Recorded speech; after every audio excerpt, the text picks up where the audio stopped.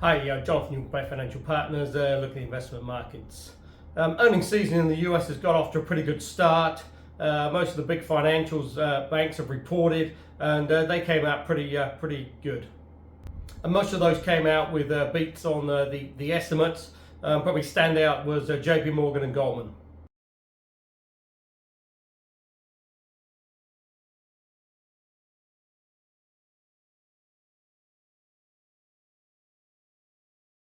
Also as well, Netflix reported a pretty decent set of results as well.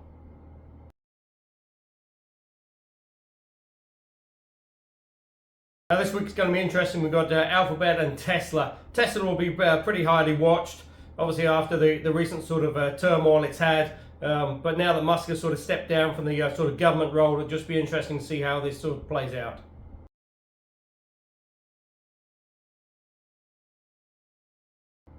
Interesting, Scott Bessent, the Treasury Secretary, has come out now, said that the deadline for the China tariffs may well be extended.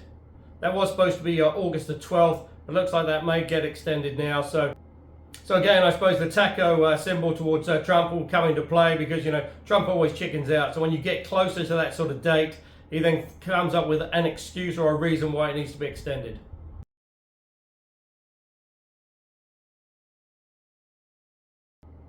But obviously as well, August the 1st is the big date for the rest of the tariffs, and it'll just be interesting to see what sort of transpires there, because really there have been very few deals. There's supposed to be 90 deals in 90 days. I think they're currently running at about sort of 3.5.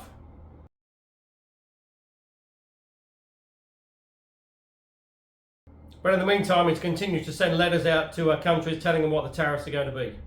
Which sort of begs the question, was there any negotiation taking place in the first place? Because supposedly everyone was sort of queuing up, waiting to make a deal, ready to make a deal, wanting to talk to the US, and that really has transpired that that's not the case.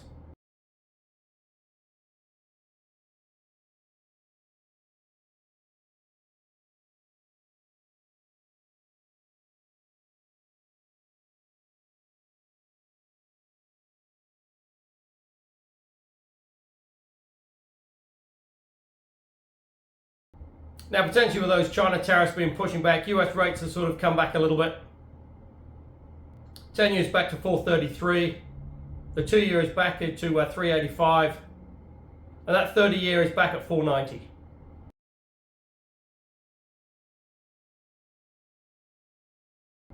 Interesting as well that Trump has now got Coca-Cola to sort of change their formula in the US. They're going to use sugar cane produced in the US now. Most of the Coca-Cola in the US is made from a high fructose cane.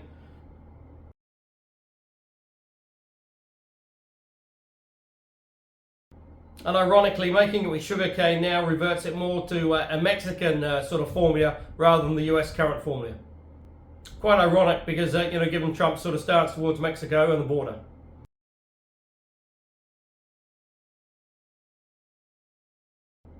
Now again, Trump and Bessent really continue their sort of verbal attack on the Fed and Jay Powell. But currently inflation in the US is running above the 2% target for the Fed.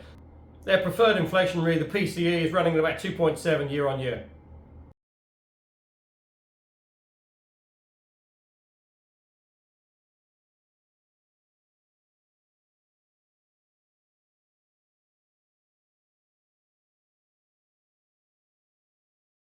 But potentially the strangest thing about Trump's attack on Powell is that he's come out and said he's a terrible person, and I don't understand why Biden appointed him. Trump was actually the person who appointed him back in his first term.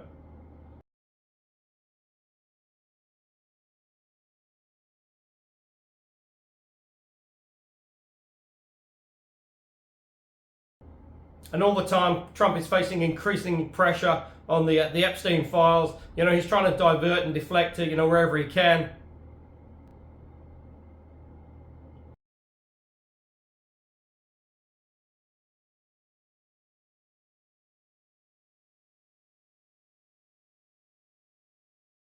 And now Mike Johnson, the Speaker, has come out and said that actually Congress will bring forward its summer recess so that they don't have to sort of face any more questions and potential debates on the Epstein files.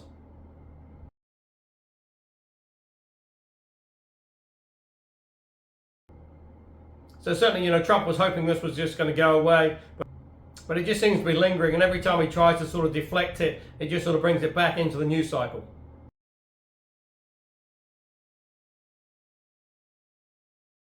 Even tried to claim that the files now were a Democratic hoax, sort of instigated by Comey, Biden, and Obama.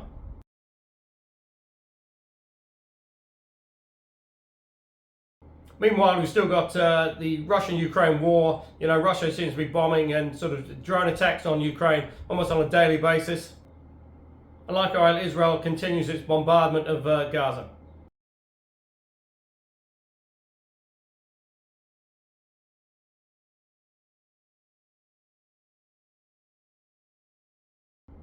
Now, oil's come back to sort of 66.40 and change.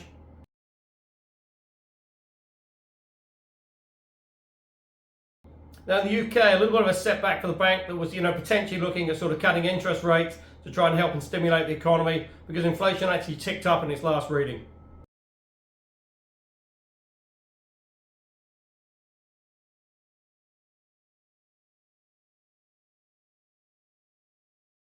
But in a surprise move as well, the UK has actually voted to reduce the voting age down to 16 from 18. So that could be very interesting at the next election.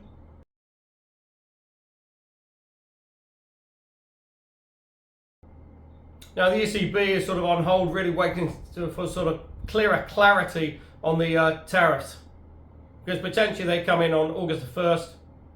But obviously with China's being sort of extended now, potentially there is certainly a case to be made that Trump may just sort of flip the switch on that and delay those tariffs as well.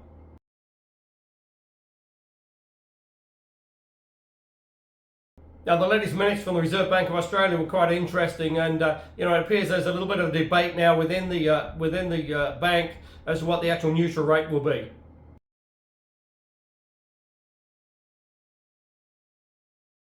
Because certainly it was a bit of a surprise that they left rates on hold at its last meeting, and now most people were looking for a further rate cut in August.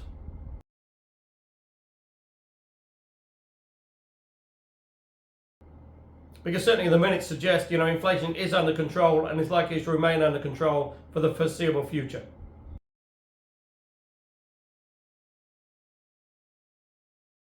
Now here in New Zealand, the latest CPI data for the sort of June quarter was a little bit disappointing. It actually showed a small increase to 2.7 from 2.5.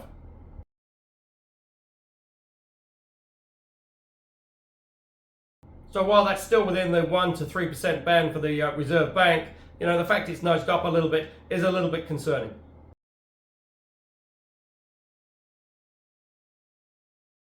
But then when you look at the breakdown, food was sort of quite a major component of that. That was up around 4.4%.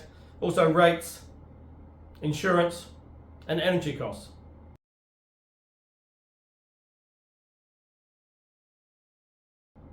And part of the reason for the energy cost was obviously the very sort of dry summer and the lack of rainfall. But recently, with the sort of rainfall increasing, that has taken some of the pressure out of some of the hydros.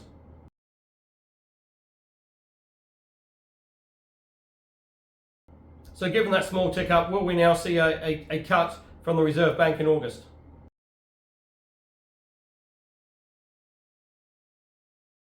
Certainly the economy could do with it.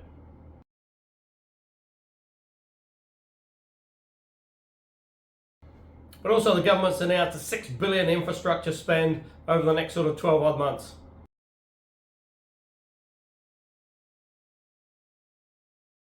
So, that should certainly help the economy because, sort of roading infrastructure builds.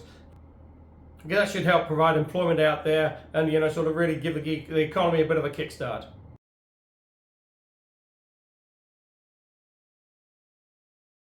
So if you are looking for income options, go to the website www.bayfinancialpartners.co.nz for lots of interesting articles, and we look forward to speaking to you soon.